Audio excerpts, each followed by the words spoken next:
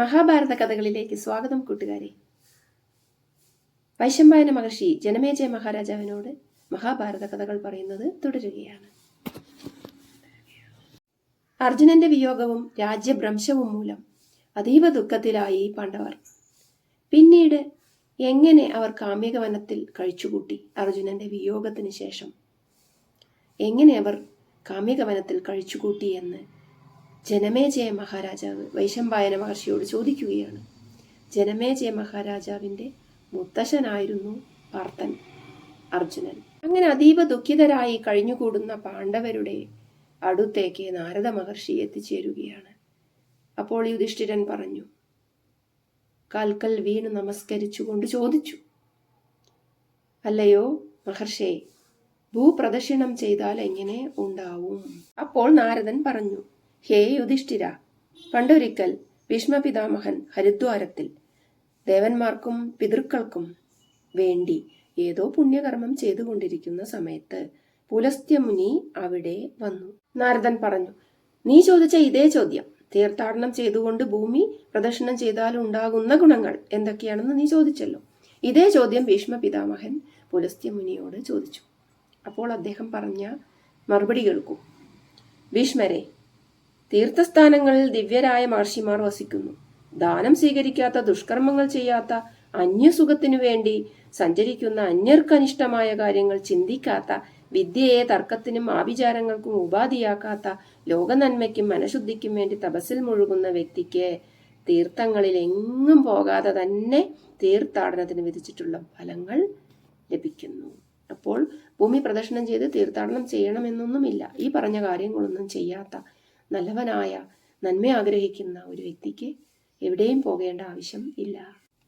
മർത്യലോകത്തിൽ പ്രസിദ്ധമായ പുഷ്കര തീർത്ഥം ഗണദേവതകളുടെയും അപ്സരസുകളുടെയും ഗന്ധർവന്മാരുടെയും സാന്നിധ്യം കൊണ്ട് പവിത്രമാണ്. തീർത്ഥങ്ങളിൽ പ്രയാഗതീർത്ഥത്തിനുള്ള മഹത്വം സർവ്വതോത്കൃഷ്ടമാണ്. എല്ലാ ദേവന്മാരുടെയും സാന്നിധ്യം അവിടെയുണ്ട്. ബ്രഹ്മാവിനോടൊപ്പം വിഷ്ണു ഭഗവാനും അവിടെയുണ്ട്. പ്രയാഗിയിൽ 3 അഗ്നികുണ്ഡങ്ങളുടെ ഇടയിലൂടെയാണ് ഗംഗാ നദി ഒഴുകുന്നത്. സൂര്യപുത്രിയായ യമുനാ നദി ഗംഗയുമായി സന്ധിക്കുന്നു. പ്രയാഗ ഭൂമിദേവിയുടെ ജനനേന്ദ്രിയമത്രേ. പ്രയാഗിയിലെ മണ്ണിൽ സ്പർശിക്കുകയോ പ്രയാഗിയെ സ്മരിക്കുകയോ ചെയ്താൽ മനുഷ്യന്റെ പാപങ്ങളെല്ലാം ഒഴിഞ്ഞു പോകും.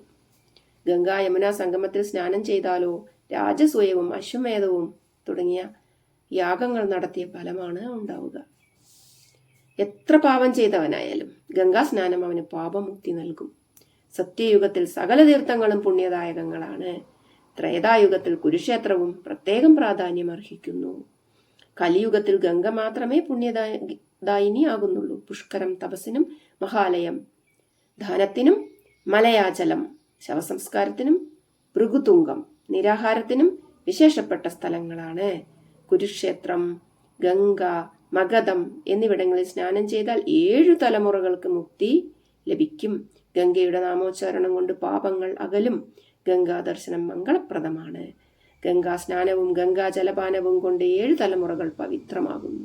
മനുഷ്യന്റെ അസ്ഥികൾ ഗംഗയിൽ കിടക്കുന്നിടത്തോളം ആത്മാവിന് സ്വർഗവാസമുണ്ടാകും. ഗംഗയ്ക്ക് തുല്യമായ ഒരു തീർത്ഥം ഇല്ല തന്നെ. വിഷ്ണുവിനേക്കാൾ വലിയ ദേവൻ ഇല്ല. ഗംഗയാറൊഴുകുന്ന നാട് പവിത്രമാണ്. ഗംഗാതീരം തപസ്ഥിതിക്കുള്ള കേന്ദ്രമാണ്. ഭീഷ്മരെ, ഞാൻ പല തീർത്ഥങ്ങളെ പറ്റിയും പറഞ്ഞു. പോകാൻ കഴിവുള്ളിടത്ത് പോകുക, പോകാൻ കഴിവില്ലെങ്കിൽ അങ്ങോട്ട് സങ്കല്പശക്തി കൊണ്ട് സഞ്ചരിക്കുക. ഇത്രയുമാണ് പുലസ്ത്യമുനി ഭീഷ്മപിതാമഹനോട് പറഞ്ഞത്. ഇത്രയും പറഞ്ഞുകൊണ്ട് പുലസ്ത്യമുനി അവിടെ നിന്നും പോയി. ഭീഷ്മർ വിധി പ്രകാരം തീർത്ഥയാത്ര നടത്തി. യുധിഷ്ഠിര, നീ ഒറ്റയ്ക്കല്ലല്ലോ, ഈ മഹർഷിമാരെ കൂടി കൂട്ടിക്കൊള്ളൂ. പല തീർത്ഥങ്ങളെയും രാക്ഷസന്മാർ കൈവശപ്പെടുത്തി വെച്ചിട്ടുണ്ട്. അവരുടെ തടസ്സം വകവയ്ക്കാതെ പോകാനും നിങ്ങൾക്ക് കഴിയും. തീർത്ഥസ്ഥാനങ്ങളിൽ പല മഹർഷിമാരും നിങ്ങളെ പ്രതീക്ഷിച്ച് ഇരിക്കുന്നുണ്ട്. അവരെ കൂടി അവിടെ നിന്ന് കൂട്ടിക്കൊണ്ട് നിങ്ങൾ യാത്ര തുടർന്നോളൂ. ഞാനും കൂടെ വരാം. നീ സാമ്രാജ്യം വീണ്ടെടുത്ത് ലോകനന്മയിലാക്കി പ്രജാപരിപാലനം നടത്തും. അതുവഴിക്ക് ശാശ്വതമായ കീർത്തി നിനക്ക് ലഭിക്കും. ഇത്രയും പറഞ്ഞിട്ട് ദേവമുനിയായ നാരദൻ അന്തർദാനം ചെയ്തു. യുധിഷ്ഠിരൻ തീർത്ഥയാത്രയെക്കുറിച്ചിട്ടുള്ള ചിന്തകളിൽ മുഴുകുകയാണ്. വേദവ്യാസ മഹർഷി പറഞ്ഞിട്ടുണ്ട് യുധിഷ്ഠിരനോട്, അർജുനനും ശ്രീകൃഷ്ണ ഭഗവാനും നരനാരായണന്മാരാണെന്ന്. ഭഗവാൻ എന്ന് ശ്രീകൃഷ്ണനെ ഭഗവാന്മാരെ പറയുന്നത് എന്തുകൊണ്ടാണ്? അർജുനനും ശ്രീകൃഷ്ണനും നരനാരായണന്മാരുടെ അവതാരങ്ങളാണല്ലോ. അതിൽ ശ്രീകൃഷ്ണനെ ഭഗവാൻ എന്നാണ് സംബോധന ചെയ്യുന്നത്. അതിനൊരു കാരണമുണ്ട്. ഇവരിൽ ഐശ്വര്യം, കീർത്തി, ജ്ഞാനം, ലക്ഷ്മി, വൈരാഗ്യം, ധർമ്മം എന്നീ 6 ഭാഗങ്ങൾ കുടികൊള്ളുന്നത് കൊണ്ടാണ് ഭഗവാൻ എന്ന് വിളിക്കുന്നത്. ദൗമ്യ പുരോഹിതനോട് യുധിഷ്ഠിരൻ പറയുകയാണ്, കർണന് ദിവ്യാസ്ത്രങ്ങൾ വശമുണ്ട്. കൃപാചാര്യരും അശ്വത്ഥാമാവും ദുർജയരാണ്. തന്റെ പക്ഷത്തു നിന്ന് യുദ്ധം ചെയ്യാമെന്ന് ഇവരെ കൊണ്ട് ദുര്യോധനൻ മുൻകൂട്ടി സത്യം ചെയ്തു വെച്ചിട്ടുണ്ട്. അർജുനൻ ശ്രീകൃഷ്ണ ഭഗവാന്റെ സഹായത്തോടെ ഒറ്റയ്ക്ക് തന്നെ ഇവരെ എല്ലാം നേരിടാൻ ശക്തനാകുമെന്നാണ് എൻ്റെ വിശ്വാസം, യുധിഷ്ഠിരൻ പറഞ്ഞു.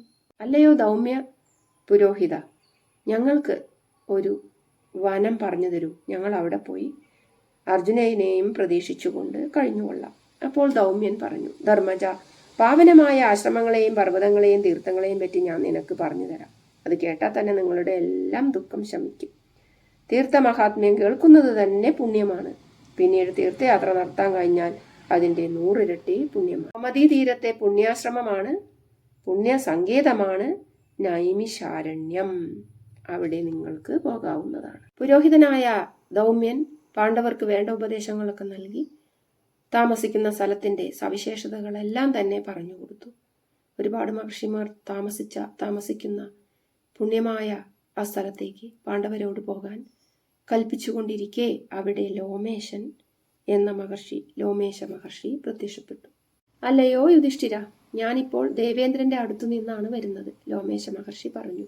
അവിടെ അർദ്ധാസനത്തിലിരിക്കുന്ന അർജുനനെ കണ്ട് ഞാൻ അത്ഭുതപ്പെട്ടുപോയി. അപ്പോൾ ദേവേന്ദ്രൻ എന്നോട് പറഞ്ഞു, പാണ്ഡവരോട് ചെന്ന് അർജുനന്റെ വിശേഷങ്ങളൊക്കെ പറയണമെന്ന്. അതുകൊണ്ടാണ് ഞാനിപ്പോൾ ഇവിടെ നിങ്ങളെ സന്ദർശിക്കാൻ എത്തിയിരിക്കുന്നത്. നിങ്ങൾക്കറിയാമോ, മഹേശനിൽ നിന്നും അർജുനൻ അസ്ത്രവിദ്യ, അതായത് ദിവ്യാസ്ത്രം നേടിക്കഴിഞ്ഞു. അതിന്റെ പ്രയോഗവിധികളും നിരപരാധികളുടെ മേൽ പ്രയോഗിക്കപ്പെട്ടാൽ നടത്തേണ്ട പ്രായശ്ചിത്ത രീതികളും അർജുനൻ ഇപ്പോൾ സ്വായത്തമാക്കിയിരിക്കുന്നു. ആ അസ്ത്രത്തെ തടുക്കാൻ ഉപായമൊന്നുമില്ല. ഒപ്പം തന്നെ ഇന്ദ്രൻ, വരുണൻ, യമൻ, കുബേരൻ എന്നിവരിൽ നിന്നും പാർത്ഥൻ ദിവ്യാസ്ത്രങ്ങൾ നേടിയിട്ടുണ്ട്. വിശ്വാവസുവിന്റെ പുത്രനായ ചിത്രസേനനിൽ നിന്ന് സാമഗാനം, ഗീതം, നൃത്യം, വാദ്യം തുടങ്ങിയവയിലും അഭ്യാസപാഠവും സമ്പാദിച്ചിരിക്കുന്നു അർജുനൻ. ഗന്ധർവവേദം അഭ്യസിക്കാനായി പാർത്ഥൻ ഇപ്പോൾ അമരാവതിയിൽ തന്നെ, ഇന്ദ്രന്റെ വാസനഗരിയിൽ തന്നെ കൂടിയിരിക്കുകയാണ്. യുധിഷ്ഠിര, നിന്റെ അനുജൻ അസ്ത്രവിദ്യയിൽ അഭിജ്ഞനായി കഴിഞ്ഞു. ഇനി അയാൾക്ക് നിവാത കവചർ എന്ന അസുരന്മാരെ കൊല്ലാനുണ്ട്. വലിയ വലിയ ദേവന്മാർക്ക് പോലും ചെയ്യാൻ കഴിയാത്ത കാര്യമാണത്.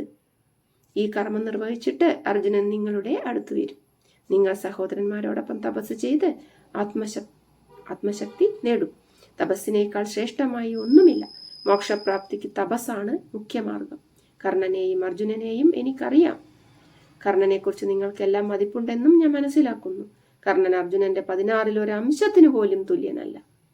നിങ്ങൾക്ക് തീർത്ഥയാത്ര നടത്തണമെന്ന് വിചാരമുണ്ടല്ലോ, അതിന് ലോമേശ മഹർഷി നിങ്ങളെ സഹായിക്കും. ഇങ്ങനെ ഇന്ദ്രന്റെ സന്ദേശം അറിയിച്ചിട്ട് ലോമേശ മഹർഷി തുടർന്നു. ഇന്ദ്രൻ കൊടുത്തയച്ച കത്താണത്. അതാണ് ലോമേശ മഹർഷി അവിടെ പറഞ്ഞത്. യുധിഷ്ഠിര, ആ സമയത്ത് അർജുനൻ എന്നോട് പറഞ്ഞു, ലോമേശ മഹർഷി പറയുകയാണ്, തപോധന, അങ്ങ് ധർമ്മജ്ഞനാണല്ലോ. അങ്ങേക്ക് രാജധർമ്മവും മനുഷ്യധർമ്മവും വ്യക്തമായി അറിയാമല്ലോ. അതുകൊണ്ട് അങ്ങ് എന്റെ ജ്യേഷ്ഠനായ യുധിഷ്ഠിരന് ധർമ്മതത്വങ്ങൾ ഉപദേശിക്കണം. പാണ്ഡവരെ കൊണ്ട് തീർത്ഥയാത്ര നടത്തിച്ച് അവരെ പുണ്യസമ്പന്നരാക്കണം.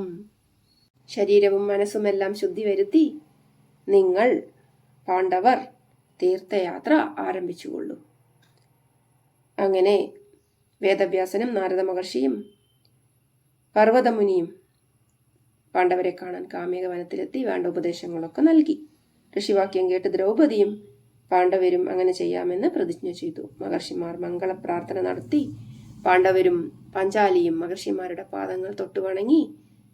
കയ്യിൽ വടിയും ശിരസിൽ ജടയും ശരീരത്തിൽ ജീർണവസ്ത്രവും മാൻതോലും മാറിൽ കവചവും ഇളിയിൽ ഗഡ്ഗവും തോളിൽ വില്ലും ആവനാഴിയും ധരിച്ചുകൊണ്ട് യാത്ര പുറപ്പെട്ടു.